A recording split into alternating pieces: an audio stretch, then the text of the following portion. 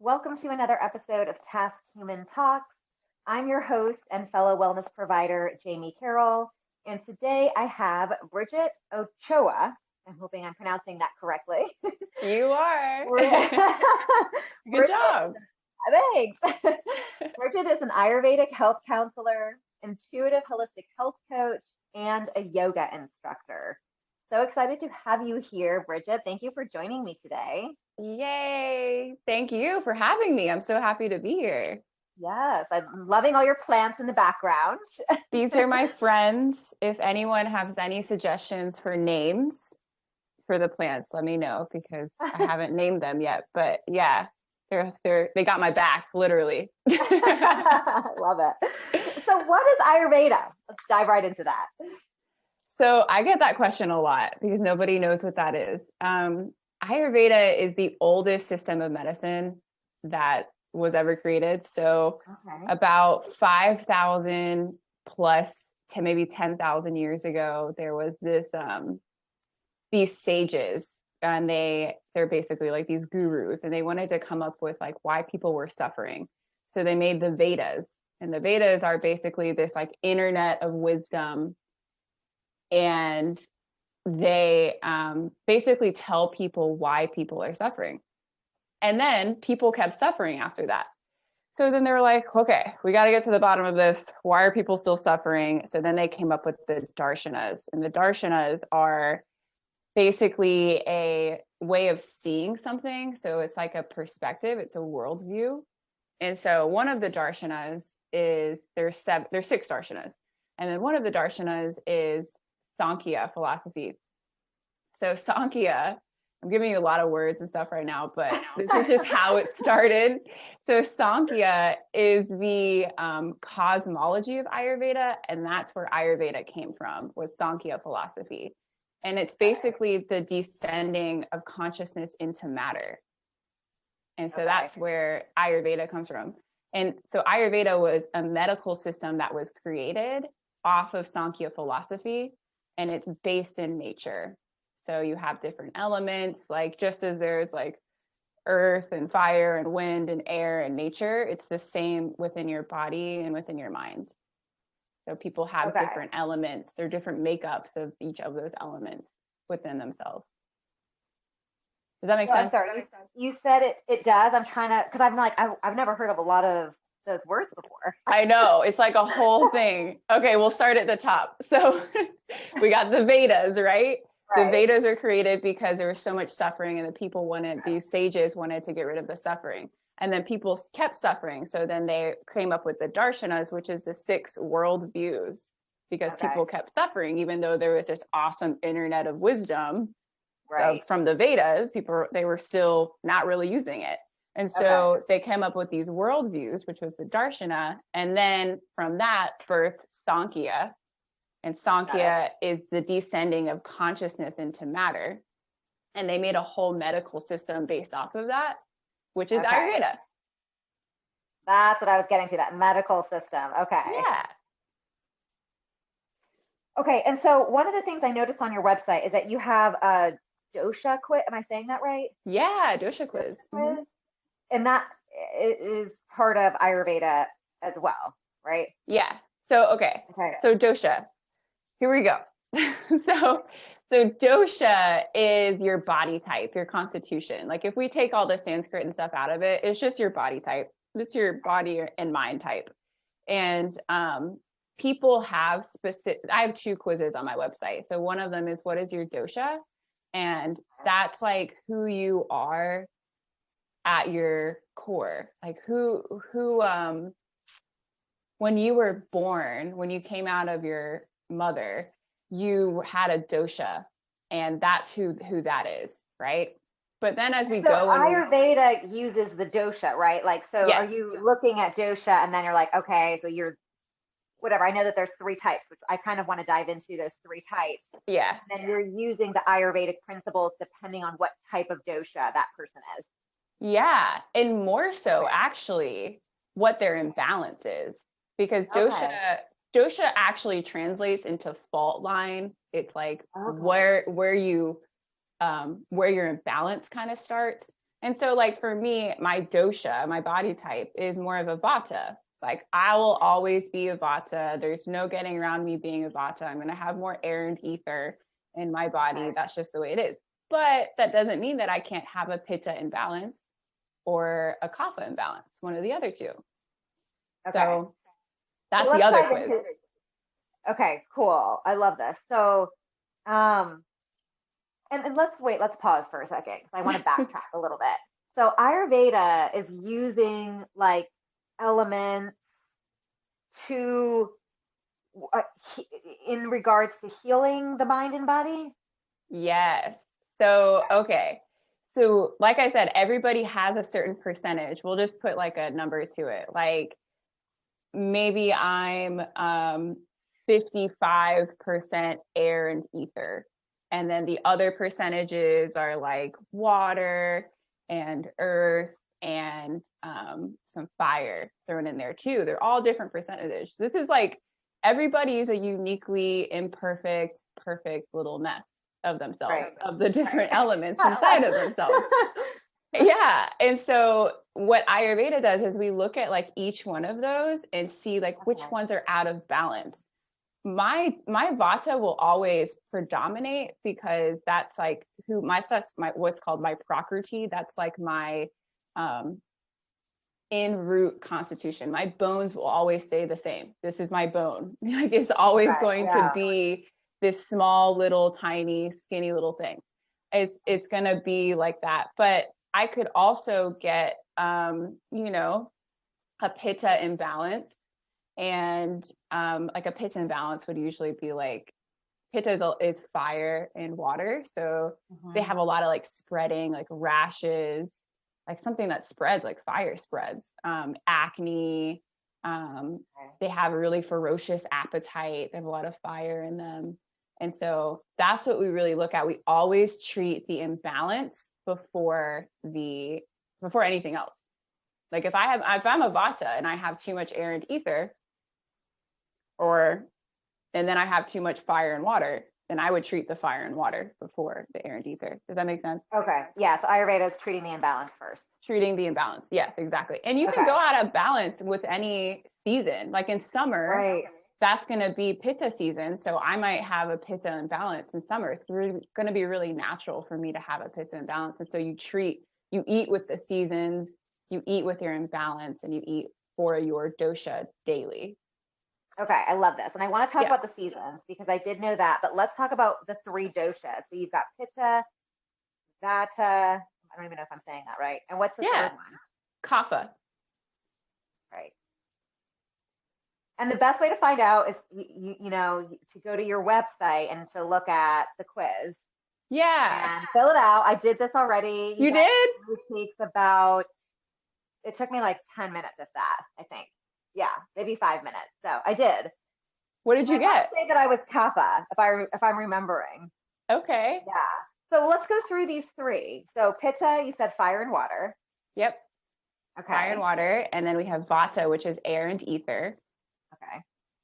And then you have kapha, which is water and earth.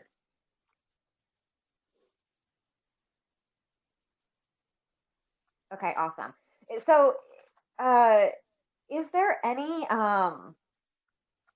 like what can you tell us about each one? What is something in each of these three that maybe people might need to work on if they have, depending on which three they have? For sure. Yeah. And you could probably pick out some of your friends that are like, you're such a pitta. I do that to people all the time. Look at that. They're so pitta. Anyways, so vatas are like the dreamers, and they have they're super creative. They have a lot of ideas. They're really good at multitasking. They kind of just like hop around. They're like a little social butterfly. They're just kind of floating, la la la la. I'm a vata, and they don't have a lot of root or grounding. They like to travel. They like to move a lot. They're the movement ones. They're moving all the time. They're all the time moving. Their mind is moving, their body's moving, and they just love just like hopping and moving. They're not very grounded. And that's one of the things that Vata needs to work on is like grounding, rooting, stability, and just being present. That's a Vata thing. Okay. Yeah. Awesome. All right. What about Pitta? Oh, Pitta. Okay. These guys are angry. Fire. Fire. Passion, right? Yeah. So they love, like, they're very passionate, they're motivated, they're determined, they're the go-getters, they're doers. They're like entrepreneurial spirit, they're like moving through.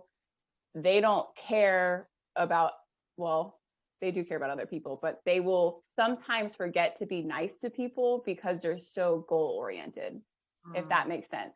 Which I'm guilty of that a lot of the times too, because I'll just be like, all right, just get out of my way, I gotta go here. Yeah. And they get hangry. They have a really big appetite. They're always eating.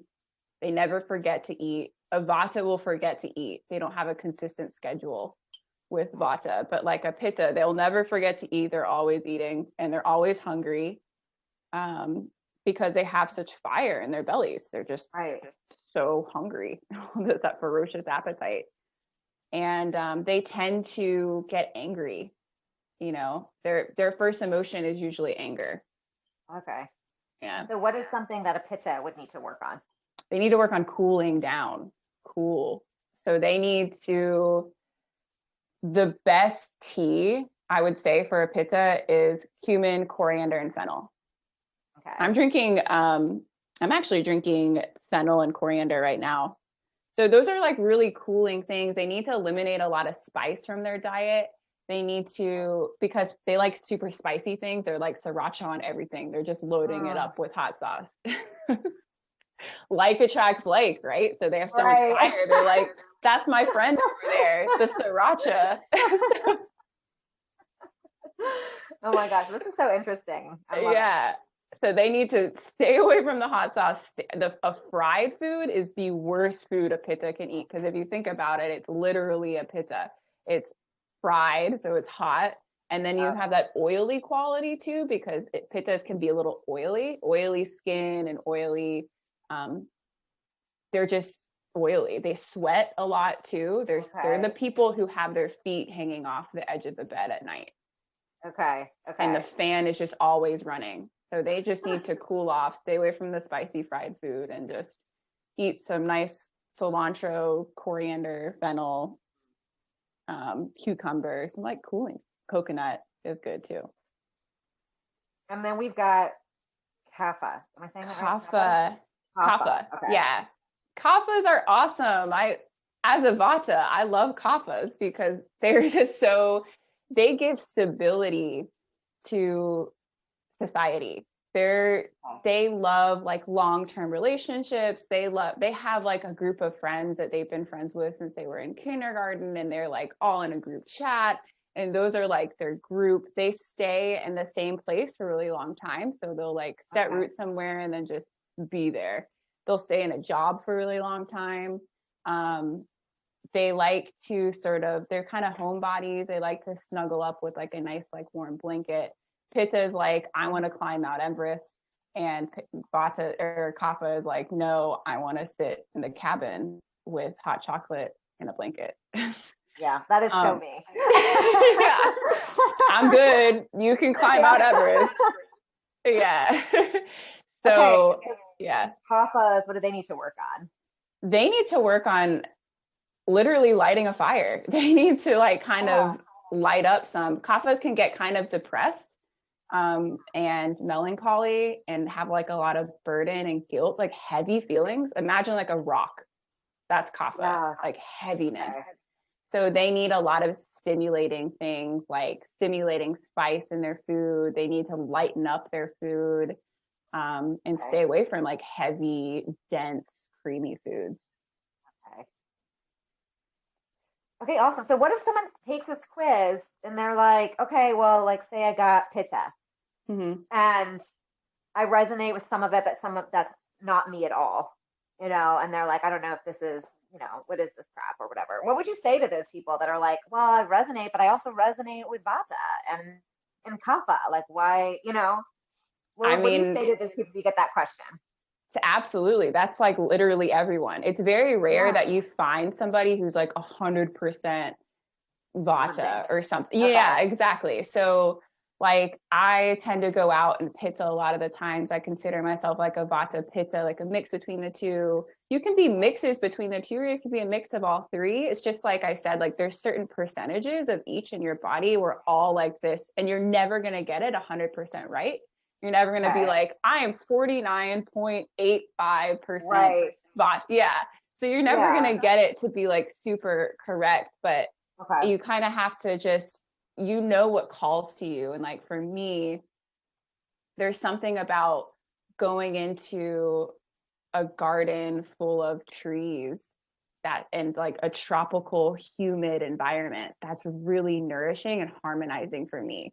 And humidity and tropical stuff and heat isn't really harmonizing for a lot of people, but for me it is. And that's because I have so much air and ether in my body, and it's balanced out by the moisture of the air and the tropical environment, and like the grounding of the nature all around, the earth that's there. So it's like you kind of intuitively know what you are, if you know what I mean. Yeah. Okay. And now, how does this coincide with the seasons? Because you had mentioned, like with Ayurveda, you're eating depending on what season it is, like certain foods. Yeah. I take it. So I guess let's start with spring, because we're coming up to spring here in the States anyways. Yes. Yeah. So how do you, when you're working with clients, like depending on the season, like what do you tell people to eat and to avoid? Yeah. So, first of all, you always have to eat for your imbalance. So if you have a certain imbalance, you have to eat for that. But so a lot of people, Ayurveda split up into 3 seasons, not 4. Okay. So you have late winter, which is now, late winter and early spring, or spring, late winter and spring. And that is Kapha season. So we're getting into Kapha season.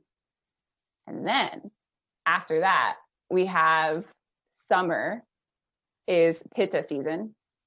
Right. Makes sense. And then fall and early winter is Vata season. Okay. So we have like, think of what happens in spring. Like the glaciers melt, things start to like warm up and liquefy, and like snow just melts, and it like these rivers are like rushing, there's flowers are blooming, the grass is like now green, and things are coming onto the trees, there's like mud on the ground, things are like moist, and there's like all this abundance, right? There's like so much of everything. So that's why it's Kapha season, because Kapha is so much like earth and abundance. And so what we tell people to do in spring is usually, it's a great time to cleanse, like to just, there's 2 times to cleanse in Ayurveda. There's fall and then spring. Okay. That's the best time to cleanse, because you have all of this like abundance and everything like that, but it needs movement. It needs to like go somewhere. If it just stays there and it's like stagnant, like imagine like a stagnant river. It's just still water, right? There's just, it's gonna like kind of get all these toxins and stuff in it. And so it needs movement. It needs like spice. You need it needs that like cardamom. I think of like cardamom because it has like that like warmth, and it has that like a little bit of stimulating, and like ginger, and it needs to like move. If you just have all this abundance in your body and you're like, oh my God, like, rivers are flowing and blah, blah, blah. And like now the earth is like moving through my body, but then you don't have anything to like actually move it. It just stays there and accumulates. And you don't want accumulation in Ayurveda. You want to just like, you want to get it out. Keep it moving. Mm-hmm. Okay. So that late winter and spring is a good time for a cleanse. Yeah, late winter, spring. So like I was going to do a cleanse actually this upcoming weekend. It's really good to do a cleanse like when you're not working. And I can tell you about a client, like a I was gentle going to cleanse. ask about that. Yeah. What's a gentle cleanse that you would recommend? Yeah. So in Ayurveda, there's several types of cleanses. You can do a Panchakarma, but don't do that because you can't really do that at home. You have to be supervised by like a Ayurvedic doctor. It's just, yeah. No, we want something easy that everyone that's listening can do at home. Yes, absolutely. Yeah. So what I do is a khichdi cleanse, and that's what I'll probably do this weekend. It's super simple. It's really gentle. It's so khichdi is a meal. I know a lot of people don't know what that is. How do you spell that? It's I have a recipe for it on my Instagram and I can like send it to you. Yeah. But it's KITCHARI, khichdi. Khichdi. Okay. It's a really simple meal. It's mung beans and basmati rice. Mung beans you can get at like Sprouts or Whole Foods or like a health food store. They usually have those there, and you can get them in like MUNG, mung beans. Okay, mung beans and basmati rice. Yeah. Okay. Yep. So, and there's different spices in it too. There's like cumin and coriander, and then salt and pepper, turmeric, I think garam masala. Okay. Yeah, I think that's it. And you basically put that all into a pot with some ghee, or you can use oil. Okay. And put it all into a pot and just close the lid with some water, and then boom, you have khichdi. And you eat that for 3 days straight. So the whole concept, that's all you eat. That's all you do. You just eat khichdi for 3 days. But the thing is that you can't deviate from khichdi. It's a mono diet, like sort of cleanse. And the whole like thought process is that it gives your digestive system a break because you're just eating really simple and you're eating one thing. So your digestive system isn't like, okay, now I have to process the chips from earlier or the nuts or whatever. It's just khichdi. It's only khichdi for 3 days. And then are you eating this like just one time a day, or is like as often as you are hungry during those 3 days? Like, see, that's the other thing. It's 3 meals a day, so breakfast, lunch, and dinner, and then you can't eat in between meals. It's a challenge. So you're eating this khichdi for breakfast, lunch, and dinner, say like Friday, Saturday, and Sunday, for example. Yes. Yep. Okay. Breakfast, lunch, and dinner. No eating between meals, no snacking, just khichdi. Yeah. It's definitely a challenge because you're like, damn, I want to eat like a snack. But you can't. It's also mental. It's a mental and physical cleanse. That's what I really like about it. Yeah. I'm gonna try this. I think this is great. I'm excited about this. I hope you guys listening are also going to do this. I think that this is a great thing to try. And then I guess on the plus side, you don't have to think about what you're going to eat for 3 days. That's the other thing. It actually gives, that's the other thing about it is the other mental part is it gives your mind, you're able to process a little bit more. It's really interesting because you're not thinking about food. Yeah. You are, but you're not. You're not thinking about what you need to eat. You already know that you're going to have khichdi. Right. And so you can just process like mentally so much more. It's really cool. I highly recommend it. And it helps you in whatever way that you need. I experience something different every time I do a khichdi cleanse. Like I might need some cleansing out of my emotions and that'll happen during each cleanse, or I might need cleansing out of my digestion and that'll happen, or my skin or whatever. Okay, this is great. So, and it's perfect, if you're in the States to do this now, because this is the season that we're in right now. Yeah. So in this season, in the kapha season, what should we avoid? So we've got the cleanse down. This is great to do during this time. Is there anything that we should avoid during this season? Yeah. Does it kind of depend on your dosha? Yeah. What you want to avoid is really like anything with kapha. You want to avoid like really dense things, like dense, heavy stuff. Like kaphas are attracted to a lot of sweets. and sweet creamy things because they're like, ooh, sitting on the couch with some Right. Yeah. hot chocolate and my mug, ooh, sweet creamy. But you want to avoid those kinds of things. You want to incorporate a lot of dark leafy greens. You want to eat, like, think of the taste. So in Ayurveda, there's 6 tastes. But for kapha, the ones that they need to focus on is bitter, so bitter greens, right? Okay. And then pungent, that's the spice that I was talking about, like the movement, like let's get ginger. Ginger is an awesome spice for kapha. Cardamom is an awesome spice for kapha. Okay. Tulsi, which is like a type of basil, really, really good for kapha mind and that like depression, and it's a stimulant. It's really good for that. And basil in general, just regular basil is good for it too. Pungent, that's where like the spices come from, is the pungent taste. And then you have astringent because kapha is air and water, right? So that's a lot of moisture. Think of like a swamp.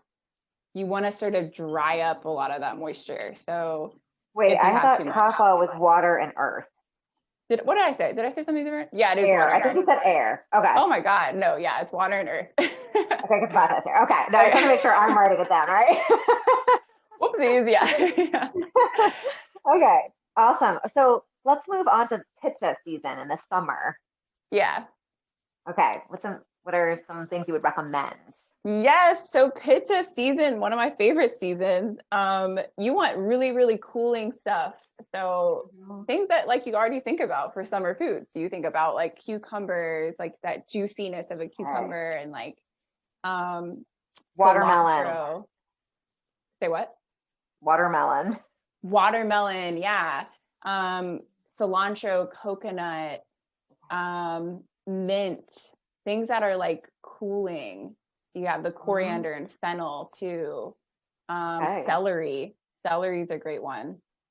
Also, like pittas also really benefit from bitter greens. Okay. The ones who don't benefit from bitter are vata. Okay. But that's not to say that we can't have, like, I just made like a spinach soup earlier. It just has to, it's there. It's better if it's cooked for vata. Okay. Yeah. Right now we're still kind of in late winter.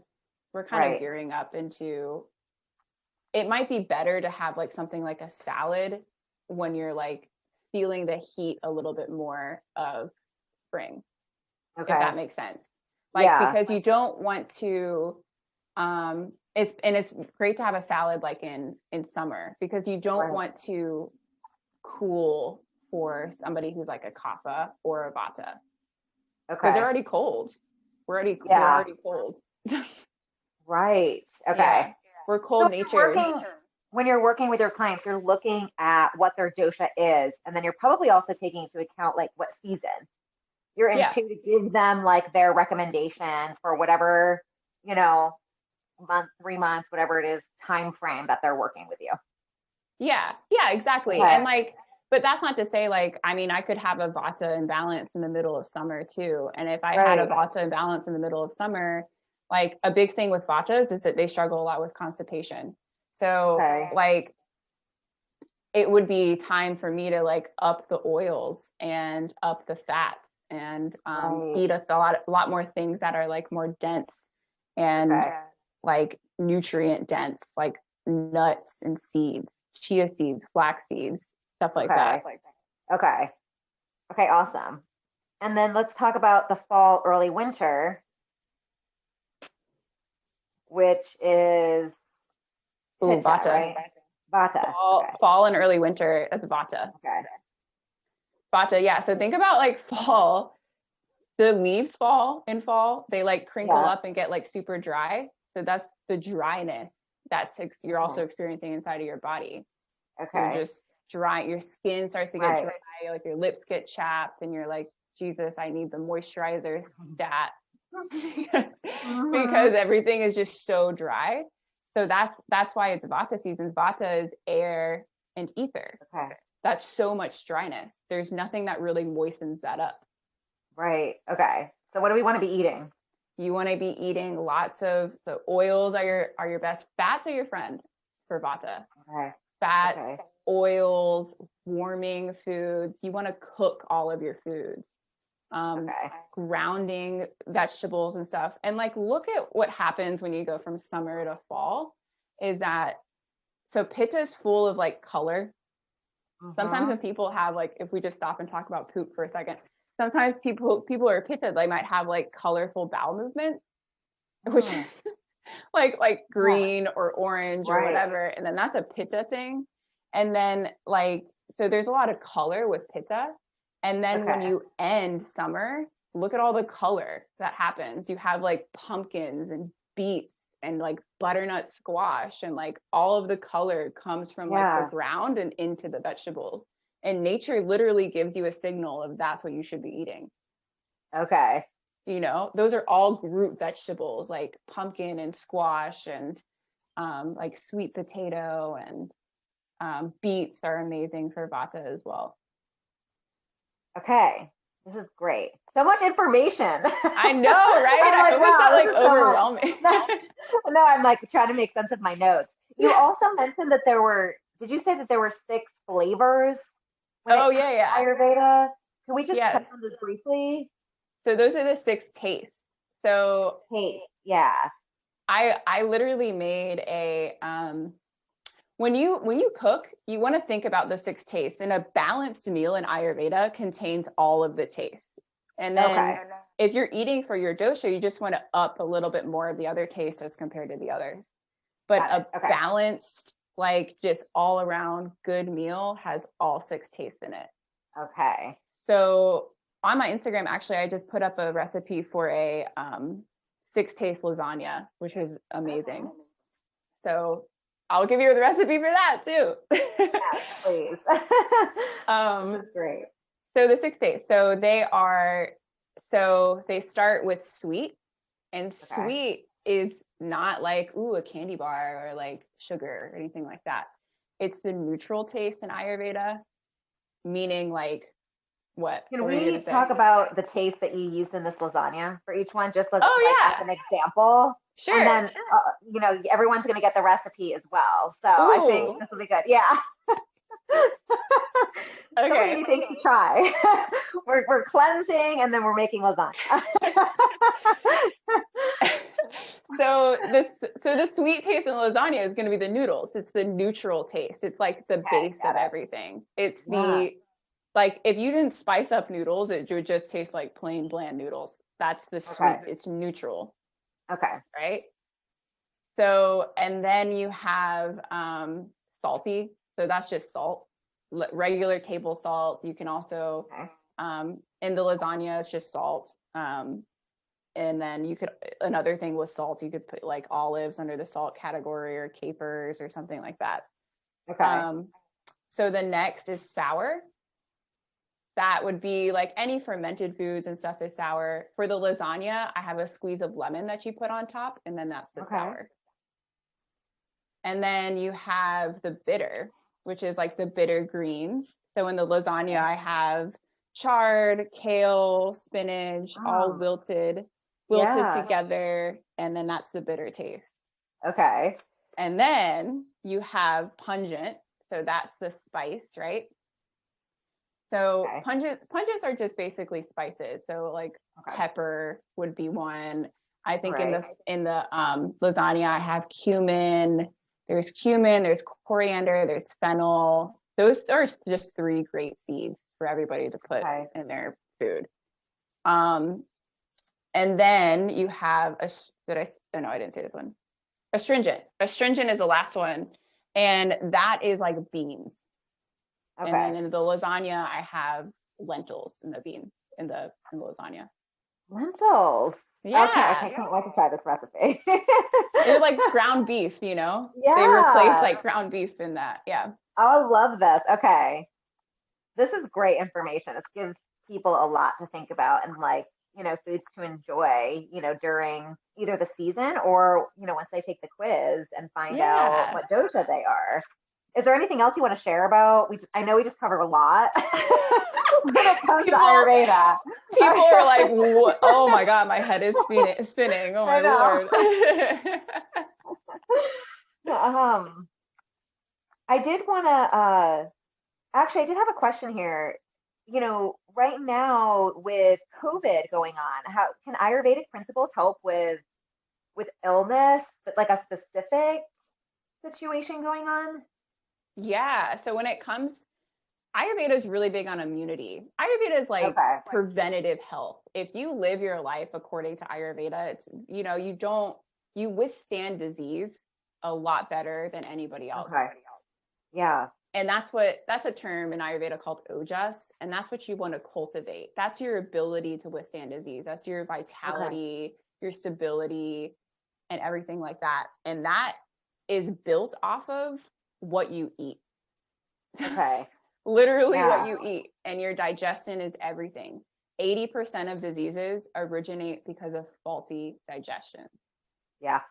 And that's why digestion is everything. When you digest, if you eat like a bunch of like a really awesome salad or something like that, but your digestion isn't really key, you're not really absorbing a lot of those nutrients that you just made in your really superfood cool salad. Right. So there's loads of different things that you can do for immunity. There's different herbs that you can take. I have kind of like my coffee replacement is this thing called fire tonic, Okay. which is good to have like now in spring and Yeah. that in the season. And I just take a tablespoon of that daily. You can buy it or you can make your own. Okay. And it's basically, it tastes like sweet and sour and spicy. It's really good. It's apple cider vinegar. There's orange peels in there. There's cinnamon, clove, horseradish root. There's pepper, turmeric. It's all of that. And you just let that sit in a jar for 4 weeks. And then you take a tablespoon of that. But you can also buy it online for like $14. Really good to take daily. That's a great immunity, something that's really good for your immunity. And then any time that you eat for your dosha and eat for your digestion, you're feeding your immunity. Your ability to withstand disease is so much better. So fascinating. Yeah. I love this. Okay. All right. So we covered that. One thing I have to ask you this. You said on your website that your journey into yoga and Ayurveda began with your traveling. So you traveled to Asia and Australia. And that's where you really learned yoga and learned about these Ayurvedic principles? Well, I learned yoga. What happened was that I was working as an occupational therapist in Western medicine for a while, and I just got burnt out, and I was just sort of discouraged by the medical system here. And so I just decided to book a one-way ticket to Bali and Indonesia. I didn't really know what I was doing or where I was going or who I was going to meet. So I just booked a one-way ticket there, and I came across this place that taught yoga, and then I gone on with them, and that was amazing. I ended up staying there for 2 months, and then I came back to the States, and then just to gather supplies pretty much, and then went back out to Australia. Then I stayed in an ashram, which is like this spiritual community. And then I taught yoga over there. And then I stayed longer in Australia and did a yin certification there. And then I moved to Hawaii. And I stayed on a retreat center in the middle of the jungle, and I taught yoga over there. And then I also started like an Ayurveda kitchen over there. So I was their head chef over there.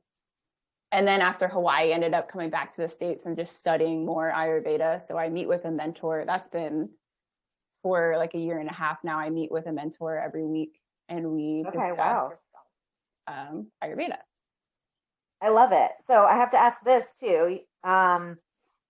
What happened on May 31st, 2019 while you were in Hawaii? Oh man. Okay. So, all right. So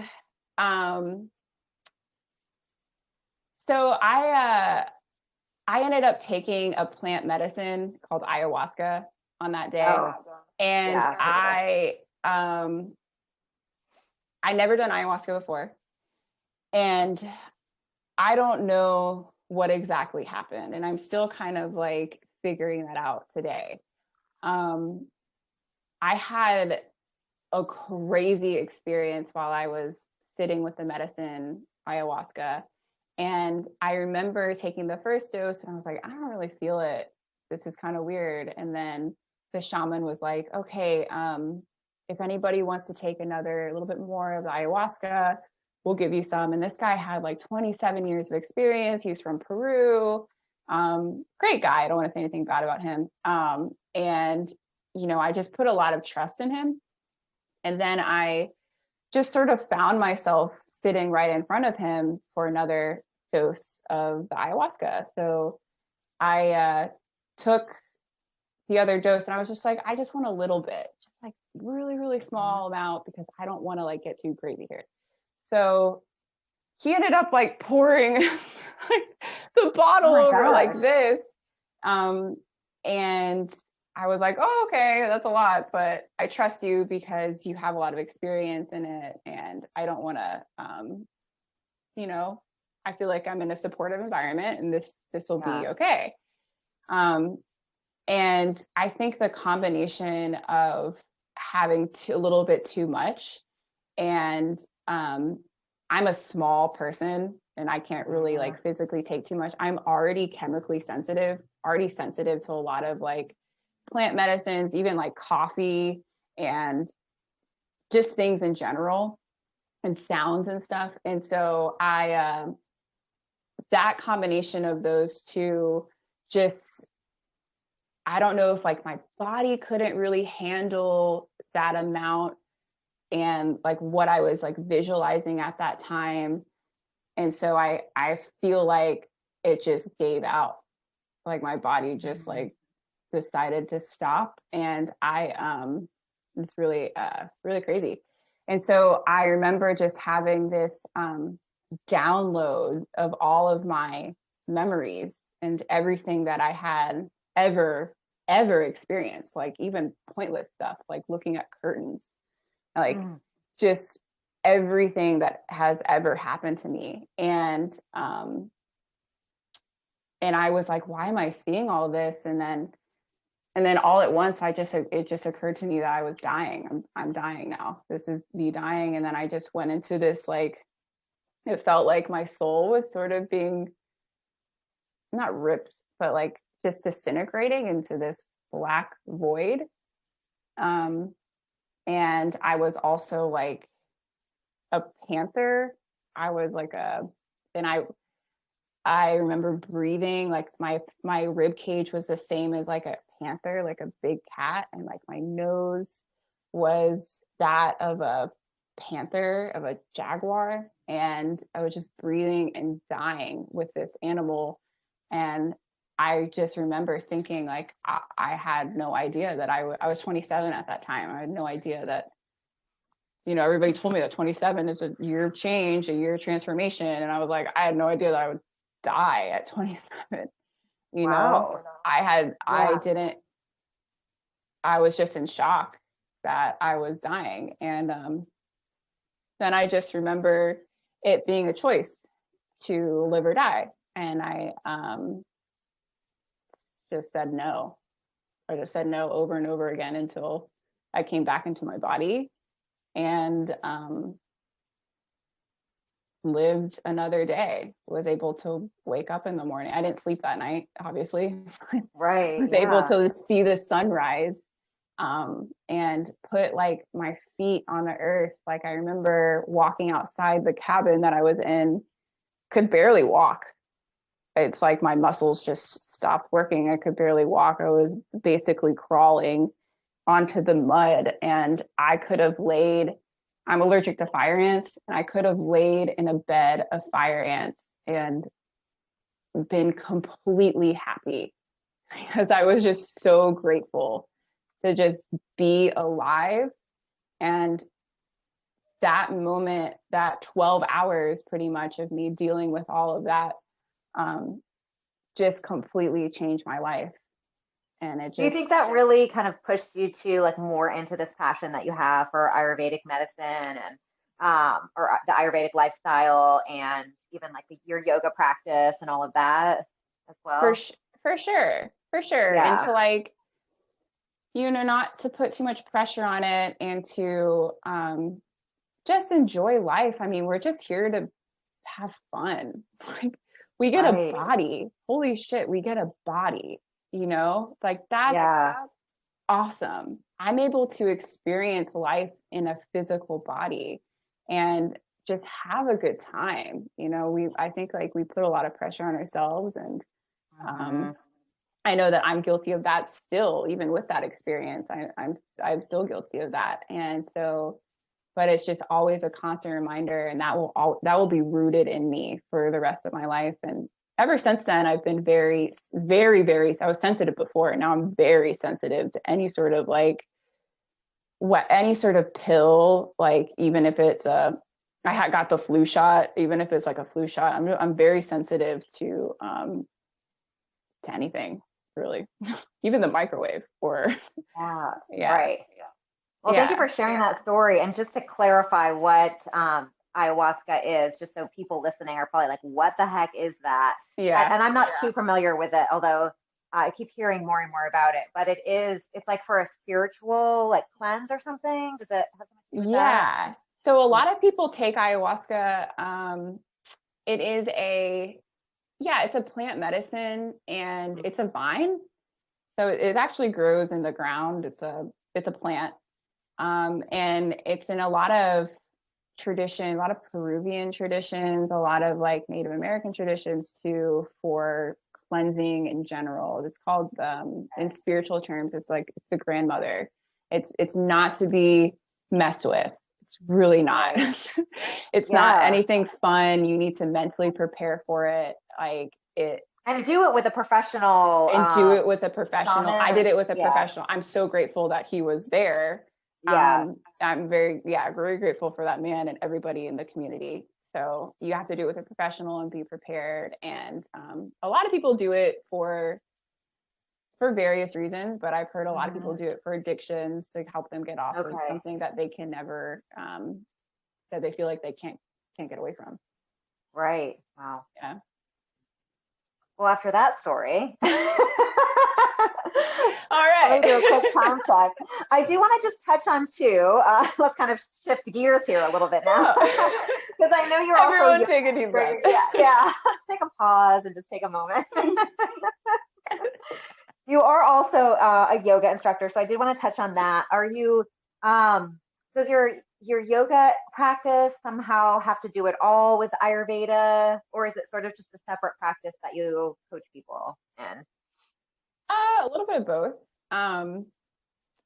Like if somebody is tuning in and it's their nighttime, I would suggest more of like a yin practice than a super fiery flow or something like that, because that's really good in the morning time. I work with the Ayurvedic clock. That's really good at the morning time, but at night, if you're just trying to chill, or if somebody expresses to me that they've had a lot of anxiety or a lot of like thoughts, like racing thoughts in their mind, then I would recommend like a yin practice, because something else, like a power yoga, I don't teach power yoga, but a power yoga class isn't really that's gonna perpetuate more of that. Right. And what is the Ayurvedic clock? Oh, okay. So what time is it right now? It's in Eastern time, it's 1:51. So in the morning time from 6 to 10, that's kapha time. So people say that if you sleep really long into kapha time, like if you sleep till like 9, 10 a.m., then that's the more sluggish that you'll feel. So ideally you want to get up before kapha time. I shoot for like 6 or 7. Sometimes I push it to 7. So getting up earlier. Getting up earlier. And then you have from 10 to 2 is pitta time. So we're about to get out of pitta time, but pitta time is when you start to feel like really hungry. Like I usually start to feel hungry around like 10 a.m. and I'm like, Jesus, where is lunch? And so it's really important to eat the biggest meal, focus on eating during from 10 to 2. So eat the biggest meal of the day for lunch, and working too, because pizzas are the go-getters, organized, going to meetings, whatever. That's a good time to set all of that, is from 10 to 2. Okay. And then from 2 to 6 is Vata time. So a lot of people find themselves getting super distracted during this time and just like, it's 3 o'clock, work is done. Let's go. Yeah, so true. You know, wander around. So that's a Vata thing. Okay. So what you want to do during that time, it's a really good time to either have a snack or because eating is grounding. There's something about eating that's also like very human and grounding. So if you're experiencing that, then that's a good time to just have some nuts or something. And then or meditate. Really good time to meditate too. Awesome. And I love how you kind of coincide your yoga coaching with this clock as well. So I guess like winding down in the evening, maybe middle of that day, that 10 to 2 is probably doing a little bit more energizing things. And then in the morning, also more of that fire energy to wake people up. Yeah. So that like, it would be good to have more of a, in the morning time, you want that fire energy. Exactly. Right. You're learning. Okay. Yeah, I'm getting it. Yay. Okay, awesome. This has been so informative. So I appreciate all of this so much. I did just think of one question that other people may also have. With this cleanse that you shared with us, the kitchery for 3 days, if someone is already fasting, like for me, I already fast in the morning and I skip breakfast and just go straight into lunch and dinner for meals. Is that something that you would stay true to on the kitchery cleanse, or would you try to include a breakfast, lunch, and dinner because you might be hungrier with only eating? If you're used to fasting, then just eat your first meal just being kitchery. You know, like you can keep fasting through it. Okay. If you start to feel like too fatigued from that, because fasting or cleansing is exhausting. Exactly. And you're already going to be eating less during those times. So if you start to feel kind of fatigued from that, then start like your second day. If your first day you're like, I'm feeling kind of like tired, and then start like your second day with eating the 3 meals. Okay, got it. Awesome. Yeah. Love it. Is there anything else you want to share with us before we complete? I don't know. I don't think so. We covered a lot of bases. We did, yeah, absolutely. We went everywhere, life and death and plants. Like we went everywhere. We've got recipes coming. It's going to be great. Yeah. All right. So I need to send you the kitchery recipe and then the lasagna recipe. Yes. Awesome. Yay. All right, guys. So to everybody tuning in, make sure you check out Bridgette on the TaskHuman app. She can help you with health coaching, with Ayurvedic principles, and also in your yoga practice as well. Thank you once again, Bridgette, so much for joining me today. Absolutely. Thank you for having me. Yeah. And be sure to check out those recipes and the cleanse and reach out to Bridgette if you have any further questions. All right. I'll see you guys next time. Bye.